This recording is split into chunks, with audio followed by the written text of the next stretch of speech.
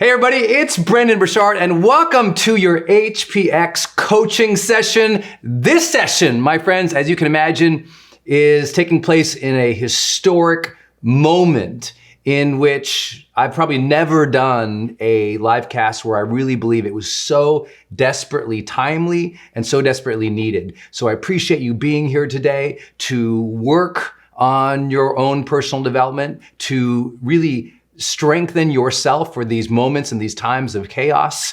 I know that many of you are literally joining us from around the world. So if this is your first time with us, please do me a favor and log in down below in the chat roll and just give us a shout out where you are watching this live cast from, because I certainly know that we have, well over half of my audience now is worldwide. And so I know I'm addressing today a global audience dealing with the coronavirus pandemic. I know as well that there's a lot of uncertainty out there. And with uncertainty often comes fear. And as fear sets in, we often start trying to project and forecast the future. How are things going to turn out? How's my family going to be? What are we going to do with the business, with the career, with the family, with the community?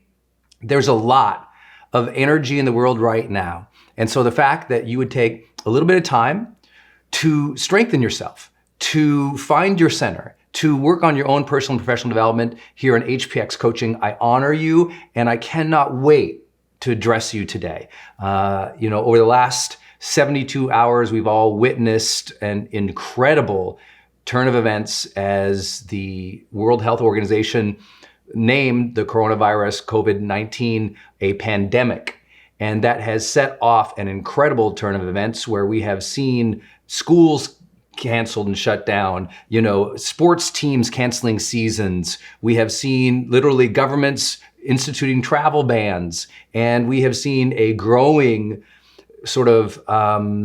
energy of hysteria and fear. And I know that amid all of that, it is very easy to lose your center. It is very easy to be pulled into that and to allow the world situations to cause an extraordinary amount of internal stress and strife. And I want to address you today in that context. So it's actually gonna be a little bit of a different format today. I don't have any visual aids. It's just gonna be me talking with you through 10 principles and practices that help me deal with fear mitigation, that help me deal with how do I forecast and deal with my life in a time when everything seems so chaotic. And I really believe that's important for you. As principle number one, practice number one, I've been sharing with you for years that the ultimate mindset switch that happens for us in our life is when we go from, self-oriented, selfish, when we go from, concerned, stressed, freaked out, and all these emotions that take over us into adopting what I call the role model mindset. When we adopt the role model mindset, we immediately through that frame make different decisions because we recognize people are watching. Your kids are seeing how you're dealing with the stress. The coworkers are hearing your messaging, they're seeing it. Your friends are noticing the tone and the temperament in which you are enacting right now. And we either add to hysteria and we either add to panic, or we choose to be stable. We choose to be the role model. We choose to be the persons who are centered amid the chaos. I don't pretend that is easy. I just pretend and let you know that that's necessary. It's not about what's easy in life. It's about what is necessary to be healthy, both in mind, body, and spirit, and to project and to demonstrate strength and centeredness and calm and patience when everybody else is freaking out. Now, as I'm doing this broadcast live, there is no doubt that there is plenty of reason to be concerned, and there's plenty actions that we can all take to protect our health and to protect the health of our global community. There is nothing about this broadcast that's going to be political. There's nothing about this podcast that's going to complain. There's nothing about this broadcast that is going to blame.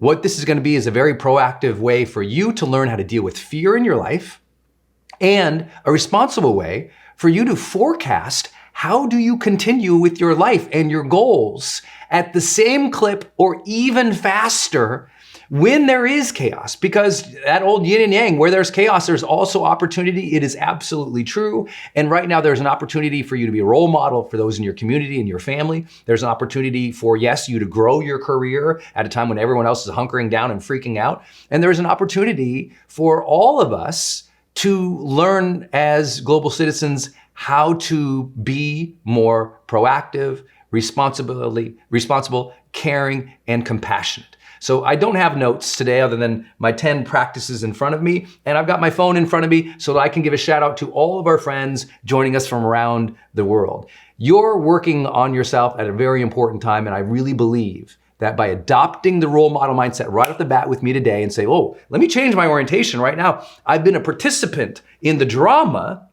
Let me now step into how do I want to set my own emotional tone and my own emotional reality as I deal with that which is in front of me and must be dealt with, right? Because what most people do is, I don't like that, and they don't even deal with it. So they avoid it, they hide, they lie, they pretend it's not there. A role model goes, it's there. Let me honor this reality by facing it. Because what happens is when we avoid what is necessary in our life, let me say this again. When we avoid what is necessary in our life, we betray our own truth. We betray our own mind. We betray life itself when we avoid that which must be dealt with. So there are things we all have to deal with in protecting our health and our families. We'll talk about that. But I want to make this sure that this is not just a live cast for, dealing with the coronavirus pandemic, but rather at a broad principled level of fear.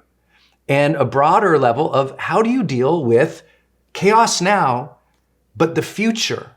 And so I've been sharing this because I know people are logging in from around the world, and I see you down below. I want to thank you, Manisha, for being here, Thomas, Rosemary, Andre, Tracy, Leah, Karina, Joe, Tina, Ann. I see you, Jasmine. What's up, Lori? Hi, Alex. Hey, Blenda. Thank you for being here. Hey, Stefan. Thank you for being here. Vinay, Patrice, Susan, Karen, Ashley. I see you. We've got people from all over the world, as you've seen, logging in down below. We got people from Germany, California, Florida, Rhode Island, Montreal, Denver. Yep, we got people right in the hot zones of Seattle and Italy right here online with us right now as well. We've got people from Maryland, Argentina. What's up in the house? We've got people from all over Latin America, I'm seeing actually. We've got people from Southeast Asia. We've got people from Manchester, UK, from Alberta, Canada, New Jersey, Hawaii. Oh my gosh, guys, we got Puerto Ricans in the house. What's happening down here? We've got friends from North Carolina, Texas, Washington State, Maine. Oh my goodness. The list goes on. I see you, Jared. Hi, Christina from Florida. Hi, Karina from Germany. Thank you for being here. I appreciate you, Beverly, for being here. Hi, Irina from New York in the house. We've got Deborah from Seattle. We love you. We see tons of people from all over the world, Anaheim, Connecticut, but also out there in Australia. I see here Thailand, Boston, Hong Kong. OMG, ladies and gentlemen. Global community. As a global community, how are we going to set our emotional tone in this chaos? How are we going to find our strength, our center, and project goodness and compassion at a time when it is desperately needed? How are we going to hold the line in our businesses so that we don't overreact and going one direction when we ought to be in another? How do we manage all of this today? Is my joy to talk with you about this conversation. Now, again, as people are logging in, I'll set the context. As we're dealing with the coronavirus pandemic worldwide, in the last 72 hours, we've seen here in the United States, the closing of travel and instituting of travel bans from Europe. We have seen, Disneyland and Broadway close. We have seen literally thousands and thousands and thousands of actions to shut down, to cancel, to protect. But more importantly, as many of you know, we have seen around the world, over 100 and probably 50,000 serious cases of coronavirus. We have seen death. We have seen an incredible amount of hysteria that goes along with that new thing out there. And we've seen the market crash at levels that has not happened since 1987. So literally levels more than what happened on 9/11 here in the US global markets. We have seen a tremendous amount of things happen in the last 72 hours. And I know how easy it is to get pulled into that. So please take some notes today. I'm going to share 10 principles and practices with you that I really believe will serve. Number one, most important one. Number one, I said already, adopt the role model mindset, but that's an overall principle. Let's jump into some specific mindsets that really help me. Number one is the decision that I will always be the one to remain centered amid the chaos. It is a decision, it is a commitment, it is something you can guarantee about Brendon Burchard. I will be centered amid chaos. And I have worked on myself and I have taught myself that for pretty much 25 years. I've worked on that at a very steady pace. When everyone's freaking out, I take a bunch of deep breaths, I connect with my breath, I make sure that I'm keeping perspective. I do simple things to protect my mind, which I'll talk with you here in a moment about.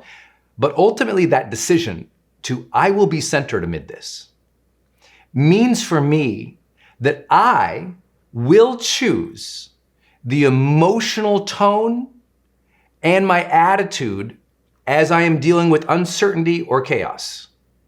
And this propagates well beyond what's going on right now in my life. Many of you have been to my events, and I hope many of you, if you were at HPX, shout out for your energy. Just over a month ago, it's hard to believe we were all together in San Diego with 2,500 plus people celebrating life and vibrancy and connection and meaning together. But if you've been to my events before, you see how large they are. Every event, something happens. When we get people from all around the world traveling for 4 or 5 days, and we're all together, and oh my gosh, there's always something's gonna happen. I remember years ago, I was doing an event and a person in the back of the room had a seizure. And literally they fell out of their chair, and on the ground they started having a full physical reaction to the seizure as well, where they were shaking, and it was terrifying for the people around them. And I was kind of at the beginning of my career. And I saw it happen. It was almost in slow motion. And could you imagine, you're on your stage. I mean, put yourself there. You're in front of, hundreds or thousands of people. And all of a sudden somebody is, falling over and having a full seizure in front of the whole audience. The whole audience literally starts looking back. Oh my God, oh my God, oh my God. People are standing up. Oh my God, oh my God. Total panic sets in the room. And I remember standing up there, and I have this on video where at first, my first reaction is like this, kind of like shocked, just like everybody else, like, whoa. And then I kind of look over and instantaneously in my mind, I go, Brendon, you have to be in charge here. I didn't want to be in charge. I had to be in charge. And my mind immediately said, two choices here. Join the panic, or stay stable and strong and present and connected with what's really happening. And so that decision, I'm going to say centered amid this, made me immediately also decide I need to center the audience. So I asked the entire audience, I just announced, I said, everyone sit down. And everyone just kind of looked, I said, sit down. And everybody, they sit down. And I said, please sit down, because your panic and your chaos right now is not serving the energy of this person who needs healing. Sit down, be quiet. Everyone, please close your eyes so my team can address this situation. Please close your eyes and let's put some positive energy and prayer in the room for this person who needs our attention right now. They don't need negativity and fear in the room. Let's put some love and prayer. Let's send some energy. So please close your eyes, take a few deep breaths, and remember, you can choose to contribute good energy to the situation.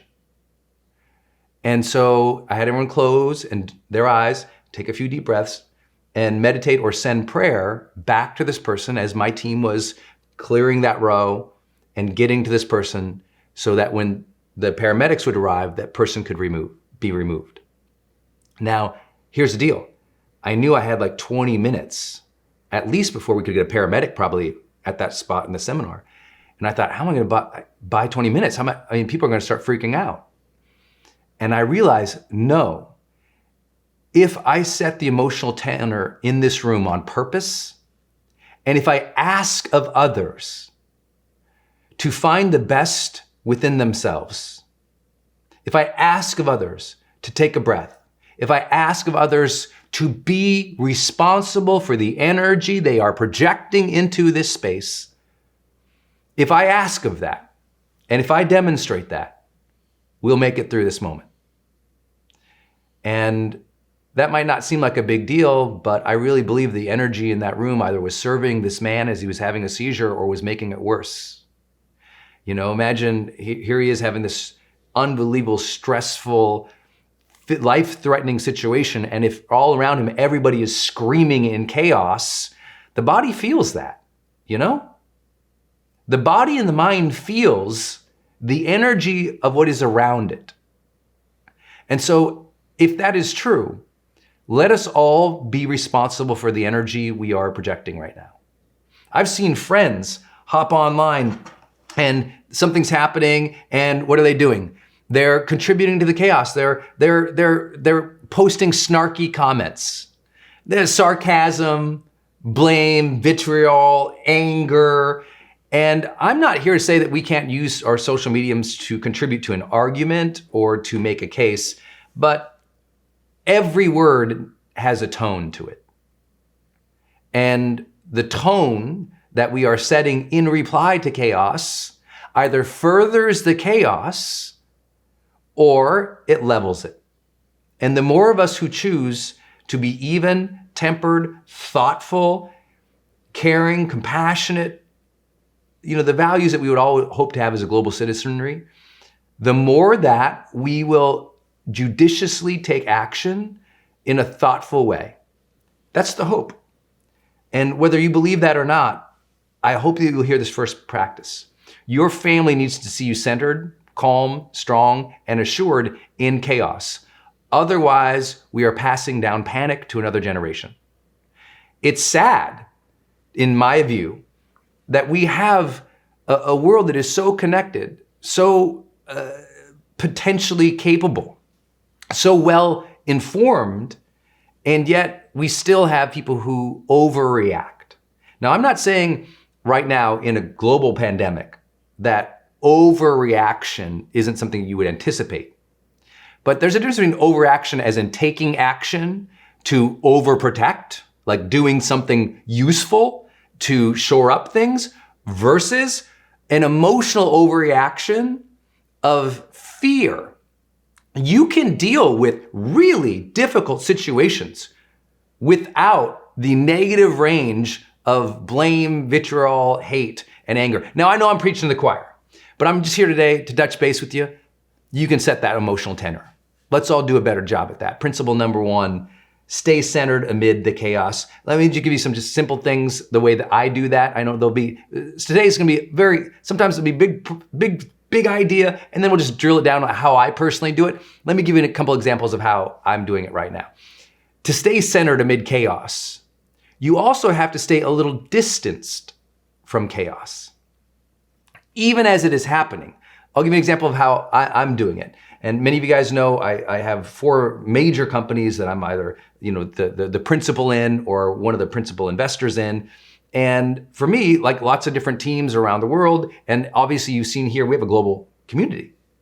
Well, for me, because I'm constantly being hit up on this phone by people from literally around the world in this current pandemic, and people count on me to advise their companies and advise their careers, people are scared. So what do? I don't engage the chaos all day. Instead, I work my plan. And many of you already know how I do that with my morning routines. My morning routine doesn't change, still stays steady. Wake up, center my mind, plan my day, open up my body.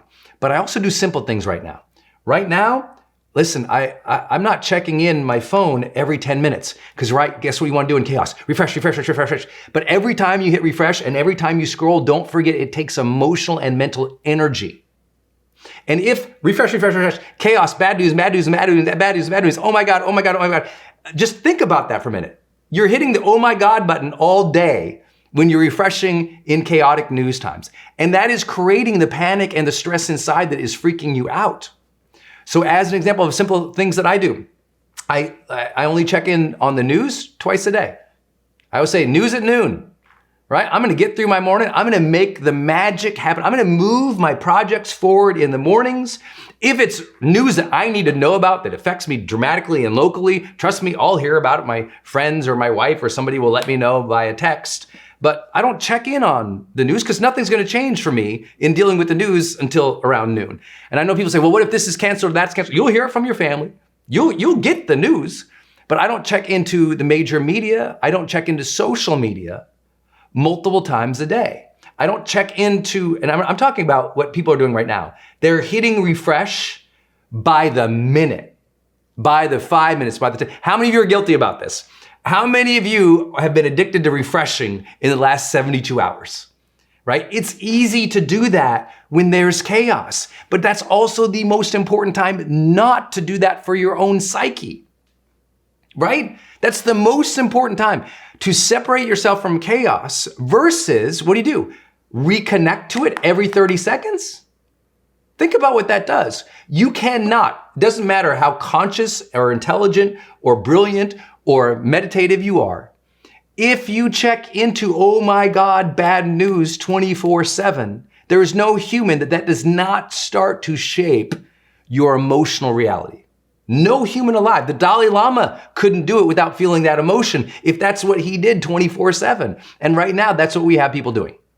And so I think what is necessary is to stay absolutely informed, but realize not a whole lot is going to shift in periods of time throughout the day. Now, I know it depends on what you do and how you respond in your career and where your family is and all these things. No question. No question. So here's what I'm going to suggest to you. To stay centered in the mid of the chaos, you choose how much you check in. You choose. And then at a conscious level, I'd say, back it up a little bit. So however, you're like, I gotta check 20 times this hour, but I'm like, okay, I appreciate that feeling and that concern. So let's just back. Could we check in just 5 times in the hour so you can actually get something done? So please don't think I'm saying don't be involved or don't be informed. I'm saying don't let the chaos eat you alive, because listen to this statement. Chaos inside grows as checking in on the outside grows, right? The more everyone's freaking out and the more you listen to all of it, the more it infects you, because there is also another contagion going on right now. And if you've studied neuroscience with me for a while, or you've been with me in this community for a while, you know how much we talk about emotional contagion. Energy spreads. And the real pandemic right now is emotional contagion, where people are losing their center. It's like, listen, we can act without losing our center. We can act without spreading fear. We can act without the anxiety. Like the stuff that I have to take on a daily basis, if you saw it, you'd be like, oh my gosh. But I choose not to address it with anxiety. I choose to be in center of my emotional reality, the chooser, the captain of the ship. And I just want you to be that observer of how you've been dealing with this and choose to stay centered amid the chaos. I do things like keep your morning routine. It is so important right now. That is stability in an unstable world. Don't overly engage what is happening. Don't contribute to the negative energy in any way, even if you want to. Trust me, when I do check in, I want to say, you idiots, oh my gosh, what's happening over here? Don't be that person. It's not going to help your spirit or your soul, I promise you. Be the person who's centered amid the chaos. If you like this one, give me 2 of those down below, because we've got to engage this. If you can communicate something to your kids, teach them this principle. If you can talk with your team, teach them this principle. Let's be the ones who are steady, strong, centered, even as we take responsible action. Lord, hallelujah, can I get an amen on a Friday? Number 2, big idea, and this will be so simple, and I promise we'll go even more advanced. We'll get into I know some of you are here and you're really excited about the forecasting. We'll get to that stuff too. But number 2, I would love to just be brief on this one. I have a personal rule: don't complain. Do not complain. I can describe my reality of the many things I'm doing without complaining. I can vent and I can share and I can describe without the emotional tenor and tone of complaining about it, because your mind is listening to your mouth. And when you start saying, oh, I got to deal with this, and oh, damn, your body goes, oh my gosh. And your body reacts to that. And your body drops more cortisol. There's no question. Did you know the tone that you use in your speaking activates and can activate whether or not you're dropping dopamine, serotonin, oxytocin, or I almost said oxytocin, that'd be something, but it's like, we can have that, or vasopressin, that's what I was going after. We can be in that place where it's like, our tone can actually release good energy, good hormones inside. But what happens for people is your tone can also release more cortisol, the stress hormone. So listen how you describe things. I'll give you an example. My main man, Ricardo, over here, knocking out this live cast for us. He's been so key in all of our video production this year. My main man, my first videographer in Puerto Rico. We're just kicking some butt together. He came in today and I just totally described what I'm going through. I was like, yeah, boy, it was, we were just chatting and I was sharing about my last 72 hours. Yep, I had to do this and this and boy, this is going on. I had to talk with the lawyers this morning and I had to, but it wasn't like, oh, there wasn't that energy. Because if you're in that energy, if I was in that energy this morning, I couldn't serve you, right? Well, the more that you complain, the more you put yourself in an emotional energy that doesn't allow you to serve your kids, doesn't allow you to serve as a role model with your team or your community. I know you know this, but please right now, we are in a global pandemic and an election year. OMG, is it time to complain? So really pay attention to complaining. You're the only one. But let me give you an HPX coaching point right now. I want you from now on, the rest of this year, every night as you evaluate yourself, and I hope you do, use your high performance planner at the end of the day, evaluate yourself, give yourself a scorecard on the high performance habits. Or if you don't use high performance planner, make sure every night you have a scorecard somewhere. Of how you did, of values that are important to you, right? Maybe some of the values that are important to you are, did you demonstrate love today? Were you patient with the kids? Did you stay focused on your work? Whatever it is, everyone should have a nighttime scorecard to be able to look back at the day. And the more we do that self-evaluation, the more we gain self-awareness. I want you to add Team HPX right now, all of you guys. From now on, every night, the rest of this year, I would love for you to add a simple thing. Add a scorecard of complaint. Did I complain today? Score of 1 to 10. 10, you were a little brat baby. And 1, good job. You kept the complaints to a minimum, even when you had reason. Because isn't it true we can all say, I have reason to complain? Oh, my spouse didn't do this, and then they closed the school, and then he said this on the television, and then they did that, and we still don't have the test, and oh my God, and just come.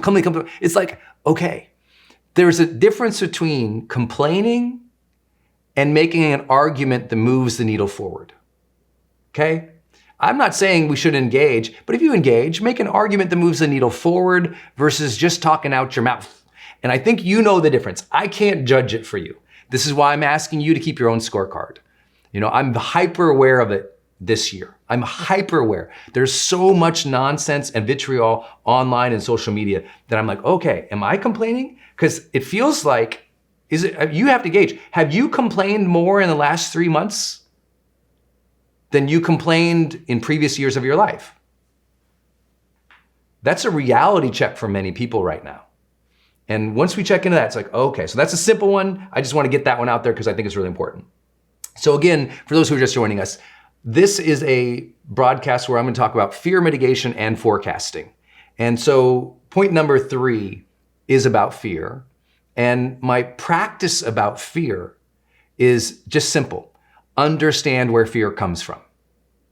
Always know when you feel fear or you sense fear, there's only 3 reasons that thing is showing up. And once you can tap into those 3 reasons, and I promise you, there's only 3 reasons that fear happens for us. And soon as we realize that, it's like, oh, now there's only 3 reasons in a certain context. The first fear that we all have is the primal physical fear. Right? If something is chasing us, or in this case, we're scared that we could die from a pandemic. That's a certain type of fear that is impulsive, right? Something chases us, and boom, that immediately drops. It's reactive, the amygdala fires, and there is no conscious ability. But almost 99.9% of the time, there is the conscious ability to react to fear. And that's where these three things come into play. Remember, there's only three things we fear. Number one thing that we fear is loss. The pain from loss. We fear we're gonna lose our health. We're gonna lose our business income. We're gonna lose our relationship with somebody that we love. We're gonna lose steady work. We are going to lose the comforts or the certainties that we enjoy today. Loss pain is the primary fear driver for most people. And so if you're having a lot of like anxiety right now, and you can place it to, I'm kind of fearful, and we dig deep, one of those reasons is you're scared to lose something. And anytime we get scared to lose something, we must do a perspective check. We have to say, really, did I lose it? Have I already lost it? Has the process of loss happened? Have I lost it in the past? We must just get perspective.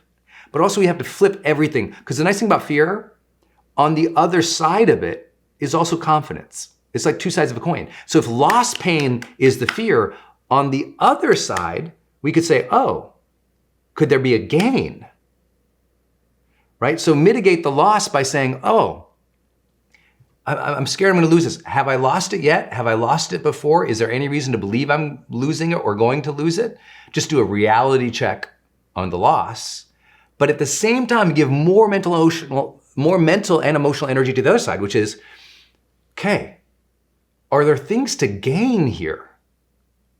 Because if you can take a fear into an opportunity, you've achieved a certain type of zen in your life. Really, I mean, if you think about a lot of the Eastern philosophy of that yin and that yang, or that chaos and that opportunity, it really comes from where are you going to put your mental and emotional energy. I actually really believe, if you thought about it, this could be an opportunity for you to improve your health and your immunity. This is a great time to check on your diet. This is a great time to deal with stress better. This is a great time to ensure that you are capably managing your meditation, your exercise, your diet, your sleep, your stress routines. This could actually be a time in which you strengthen yourself versus just feel fearful and go about your normal life. I think that's really important. So where is your energy there? My energy right now is completely on optimizing. My energy is, if you walked out on my counter right now, it's all the HPX supplements, that got going on, all the things I'm doing to exercise, to walk. Like, I am absolutely making sure every day right now, I am meditating twice a day right now. Twice a day. Like, I'm just not missing. I'm doing it in the morning. And then for me, around that 4:30 time, I'm making sure at 4:30 every day, I either meditate or I nap for 30 minutes straight, just depending on how my body is feeling, just to recover, to enter the evening strong. Twice a day, I'm doing that major reset for my mental health. Twice a day. So you got to pick up your mental and physical health routines, because if you're so scared right now, you're scared of getting sick, right? So let's optimize our health. Second thing people right now are, I'm so scared, Brendon, I'm going to lose business. The economy is crashing. I've lost a lot of my 401k or my index funds. I'm dropping business. I'm having to cancel events. I'm in real time losing business and funds, Brendon, and it is scaring me to death. And I'm here to say, I get it, and it's happened to you before. And you're still here. You think this is the first time you've lost money? I bet it's not.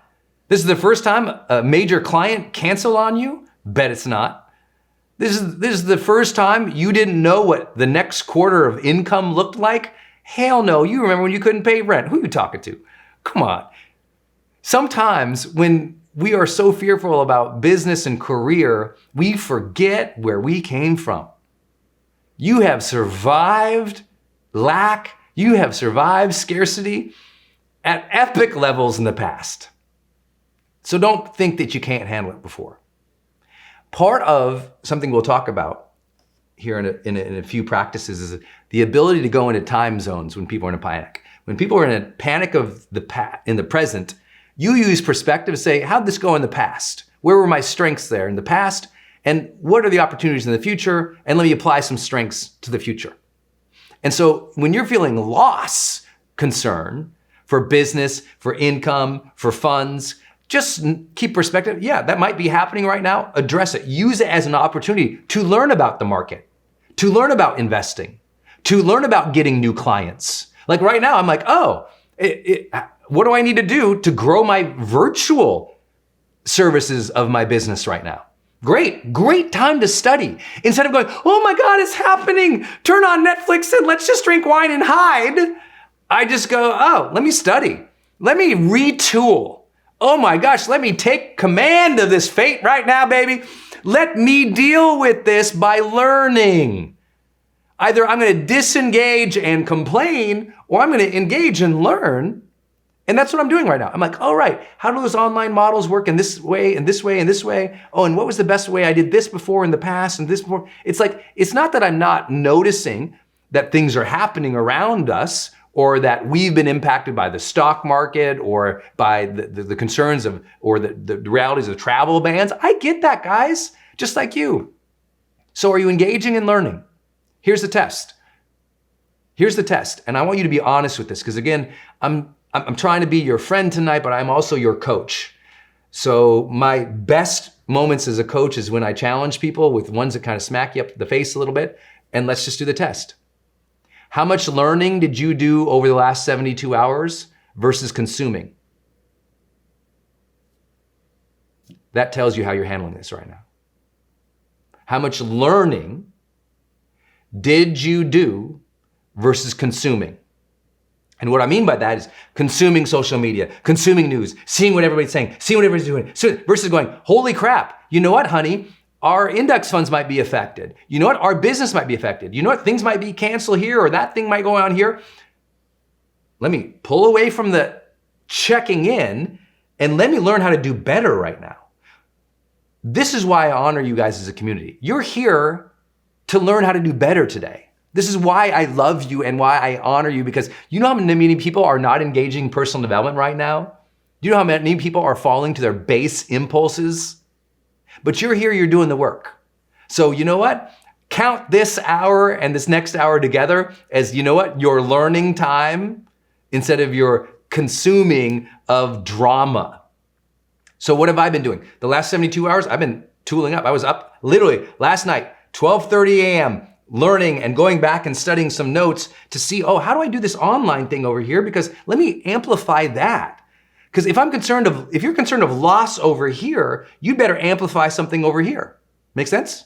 So what's your plan? What are you amplifying over here if you're going to deal with loss over here? That is facing it. That is dealing with it. That's going for it. So 3 things that we fear. Number 1, loss pain. So I've told you some ways to mitigate that. Number 2, we fear is what I call process pain. Process pain is another way of saying hardship. We fear the difficulties because we fear like the difficulties of the emotion we're going to feel, but also the difficulties of our capabilities. I don't like the feelings of it, and I don't know if I'm capable for it, right? That's called hardship or process pain. That's why I'm always telling my audience, you must learn to honor the struggle and not fear it. Take the struggle that is in front of you. Don't hate it. Don't complain about it. Instead, honor it as something that is true, as real right now, that we must deal with. And it is something that we can engage in an honoring fashion in which we can grow and become stronger, or that will make us weaker.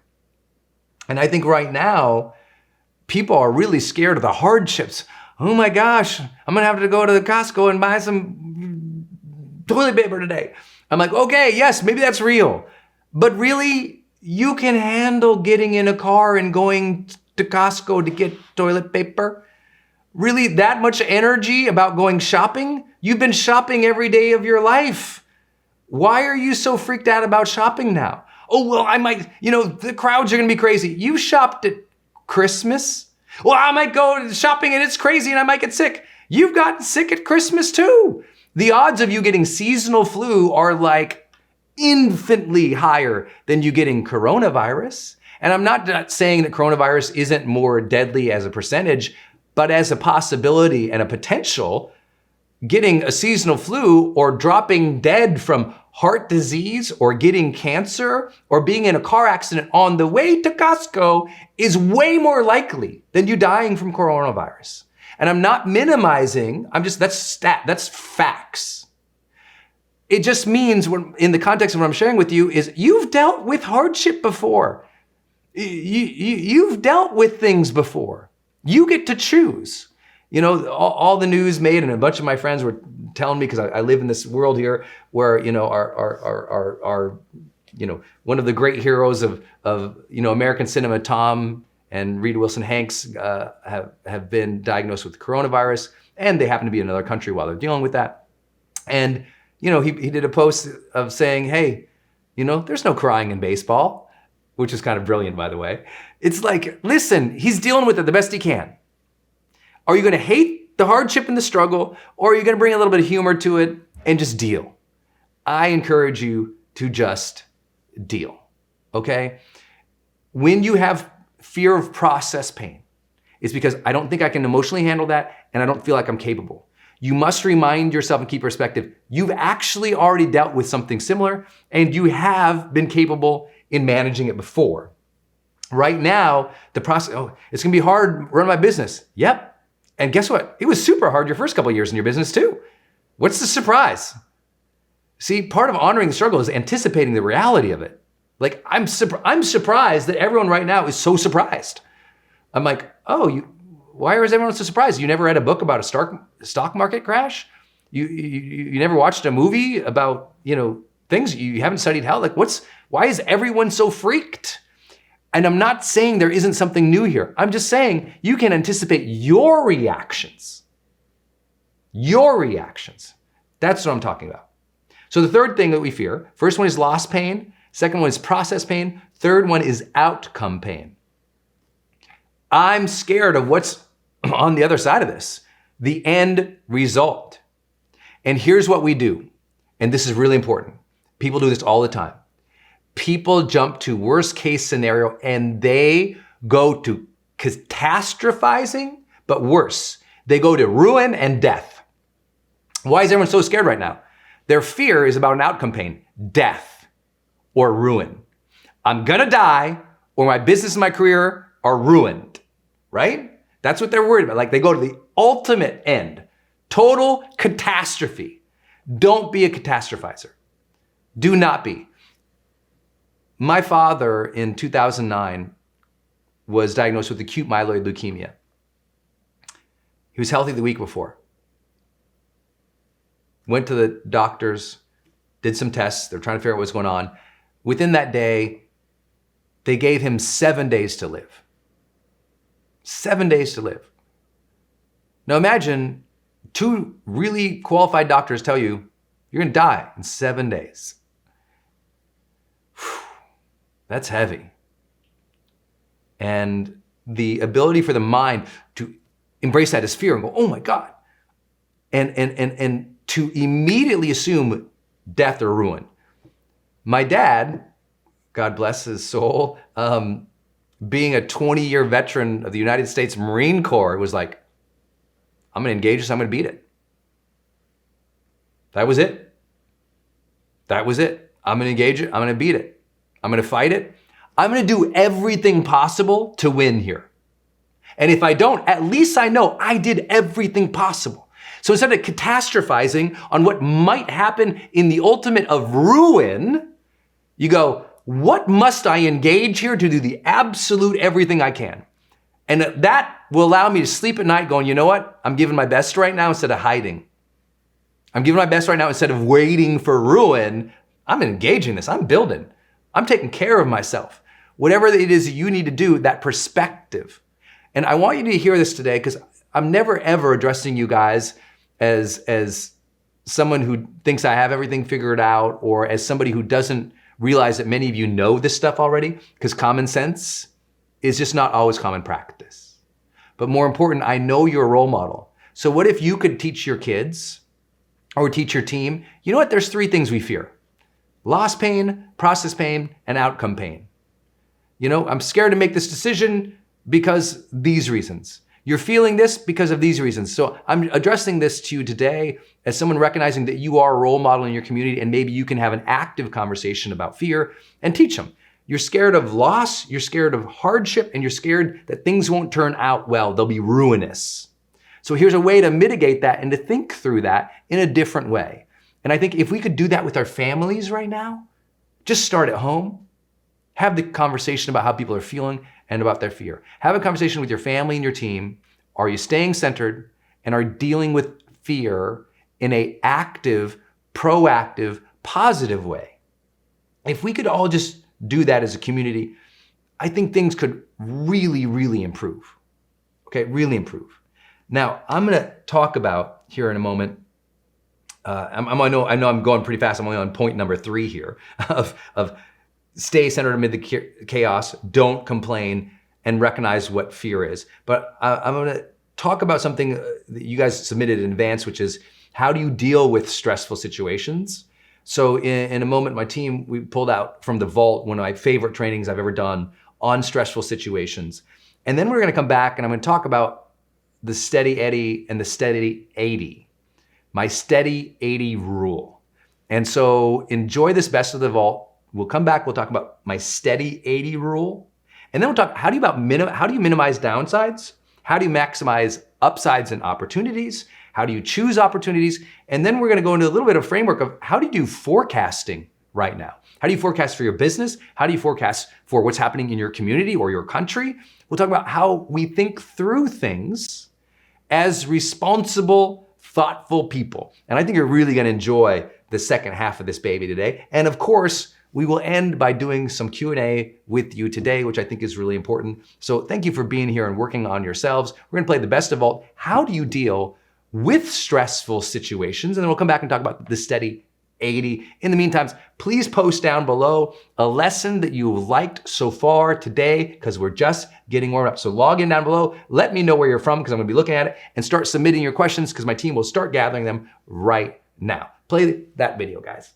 People ask me, Brendon, how do you deal with stressful situations so you don't freak out or have a ton of anxiety and fear leading up to them? Because maybe you have a big public speaking engagement coming up, or maybe you have that test at school coming up, or maybe you're about to have that difficult conversation with somebody that you wanted to say something to them, but you've been holding back, and you know it's gonna freak you out when you go to tell them the truth. Whenever we're in situations that we know are going to bring us stress, it really is on us to prepare our absolute best so that A, we deal with them well and we can actually enjoy the experience or go through the experience without freaking out. But B, we don't freak out the energy of everybody else, right? Because in all of the storms of life, it is our job to be the calm amid the storm. But that's hard, and that takes skills, and that takes training. So I got 4 big ideas for you in this Brendon Show episode. Number 1, always anticipate and ask others how to deal with stressful situations. I know that's a no-duh one, but most people do not do that, right? You're about to go take your first SAT test ever. What do? Well, you study, you go and you take it. But that's gonna be a stressful situation. Why wouldn't you first anticipate, wow, that is gonna cause a lot of anxiety for me. The days before, the day of, I'm gonna be freaking out, waiting for my scores. Why would you not ask people who've already taken it? What did you do the day before the test to calm yourself down, to get yourself ready? The day of the test, what did you do? When you went in there, did you have a certain breathing pattern? How did you calm yourself down? What did you tell yourself so that you could deal with the situation? Right? Same thing. You're about to go have a difficult conversation with your spouse or your partner, the person you love. Why wouldn't you ask other people who you know, be like, hey, I'm about to have this difficult conversation. Have you ever had a conversation like that? Oh, what did you say? How did you bring it up? Like, the idea that so many people in this world go into every day bumbling into it, I feel sad for them. They're living a highly reactive life, and they're setting themselves up for incredible failure. Because if you don't anticipate the emotions that you're going to have in stressful situations, I promise the situation is gonna win, not you. So always anticipate, okay, this is going to be hard. This conversation, this test, this day, this thing, it's going to be hard. Anticipate, it will be hard. Now, who has gone through it before, who I can ask how they dealt with it? That's the first strategy. Second strategy, I need you to make a pre, during, and post stress management plan. Huge phrase, Brendon, I know. But what I think is, okay, if I'm going to go have that difficult experience in my life, I'm going to really plan the day before, the day of, and the day after. I'm really going to think through it. So let's say you're going to have that difficult conversation with somebody you love. Okay, the day before, I'm going to say, okay, well, the night before, I'm going to ask myself these questions. I'm going to rehearse it a little bit. The morning of, I'm going to breathe. I'm going to close my eyes. I'm going to visualize it going just fine. Everything's going to be fine. If they say this, I'll say that. In other words, I'm going to role play it in my mind over and over and over again during the day. And then afterwards, how would I follow up with them to make them feel good? How would I follow up? Or what would be my next right steps after that, right? I have a friend right now who's just an unbelievable professional rock climber, right? And this person was gonna go climb one of the hardest climbs in the world. And I said, man, that would terrify me because I hate heights. How did you prepare for that? He says, well, my regular routine is like this. I said, yeah, but what do you do the day before? And he had like 5 or 6 things he did the day before to get himself mentally and emotionally and physically ready, including doing a lot of mobility training, a lot of breathing and calming activities, a lot of visualization, going over his notes about where each hold was. It was unbelievable. The day of, that morning, he got up, he went through a very basic routine. He'd been running for weeks and weeks and weeks and weeks, but he added on other little elements too that he knew he was going to do in advance, including calling his spouse and saying, I love you, honey, because he's about to climb up a mountain. And then the day after, because here's what we often don't think. Stress has a longer shelf life than we think. What I mean by that is, let's say you go do something and it's really stressful, that energy carries with you the next day. So what can you do the next day to calm yourself down? For example, many of you guys have been to my seminars before out in the world, right? Maybe you come to High Performance Academy or HPX or Influencer or one of our big programs. And I know that delivering that training, it takes 4 days of my life. I'm on stage for anywhere between 7 to 14 hours a day, depending on the event, and standing up that whole time. Delivering that seminar is one of the hardest things I do in the world. Well, guess what? I got to plan my stress management after it. Because after it, my adrenals are all blown out, I'm exhausted, and I'm thinking, okay, I got to recover from this. So I plan my recovery well in advance of that situation. So what can you do before, during, and after to put yourself in a good place so that you can really deal with the stress? Number 3, I do need you to visualize and role model over and over and over again. Now, I know I referenced this a little bit when I talked about what to do during the stressful situation or the day of. I think it's incredibly important that if you know you have something stressful coming up, that you visualize it over and over and over again, that you play it in your mind over and over and over again. But here's a difference, okay? Fear-mongering or worrying is thinking about it and seeing it go bad every single time. Visualizing is seeing you show up confident, capable, doing a good job. Confident, capable, doing a good job. I want you to every single time, visualization should be a positive thinking exercise where you're seeing the situation and you're seeing yourself handle it well, but you're also noticing the things that are difficult. What if they say this or what if they say that? And you're kind of like scenario planning. If she says this, then I'll say that. If he does this, then I'll do that. But keep the momentum going and visualize the thing all the way through. Right? My friend, the rock climber, he doesn't just visualize, the start of the climb. He visualizes the entire climb until he's standing on top of the rock and their success. So I want you to visualize the entire scenario. What most people do is they visualize a little bit of the scenario. They feel anxiousness and worry, so they stop visualizing, or they catastrophize. They start seeing it going bad, bad, bad, bad, bad, and they never walk the entire thing through. Right? I want you to walk the entire thing through, see the entire thing, and force yourself to see it going well. Force yourself to see it going well. Force yourself to see it going well. Then I want you to pair it with role modeling. I want you to call up a friend, call up somebody else say, hey, I'm about to have this conversation. I'm about to go do this thing. Can I ask you some questions and try this out? Sound it out, act it out, explore it with other people. There's very few things I do in my life that I haven't already talked with somebody through, right? Before my meetings, before my conversations, before a lot of my online courses, I'll sit down and I'll literally try out the words on people. What do you think of this? What do you think of that? And I'll get feedback from them. And that makes me think more deeply about it. And when I think more deeply about it, suddenly the stress isn't so like front of house, because in my mind, I'm already prepared. Like preparation can get rid of a lot of stress. But role modeling puts you in that actual environment where you're doing the thing. Then when you show up, you're like, wow, my mind has seen this 1,000 times. I've already talked it and acted out. Let's go. And now it's not so stressful. Fourth big idea, enroll your friends. If you got something coming up, like your SATs, your ACTs, a test, create study groups. Don't go it alone.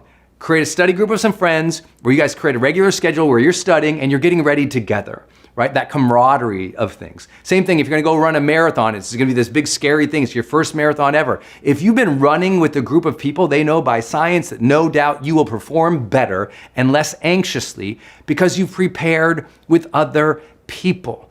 Almost everything you do in your life, you should think, how do I enroll friends or find peers to do this with them so I stay on the journey? When you have friends or others involved, we know from social sciences that you're more likely to stay committed, stay consistent, and succeed. But guess what?